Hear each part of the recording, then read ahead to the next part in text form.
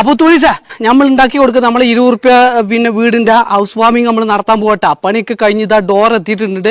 Door കൂടി വെച്ചിട്ടുണ്ടെങ്കിൽ നാളെ നമുക്ക് ഹൗസ് വാമിങ് നടത്താം. അതാണ് പരിപാടി. ഈ വീട് പണി നടക്കുന്ന ആളുകൾ വീഡിയോ കാണട്ടോ. കാരണം നിങ്ങൾ വഞ്ചിതരാവരുത്, ചതിക്കപ്പെടരുത്. കാരണം ഇത് ഡോറുകളാണ്. ഇപ്പോഴത്തെ സാഹചര്യത്തിലാണ് മരത്തിൽ ഒരുപാട് ആളുകൾ ഇങ്ങനത്തെ ഈ റെഡിമെയ്ഡ് പിന്നെ ഡോറുകൾ വെക്കുന്നുണ്ട്. അപ്പം ചെറിയ ക്യാഷിന്റെ ഡിഫറൻസിൽ ലോക്കൽ സാധനങ്ങൾ നമ്മുടെ വീട്ടിലെത്തുന്നുണ്ട്.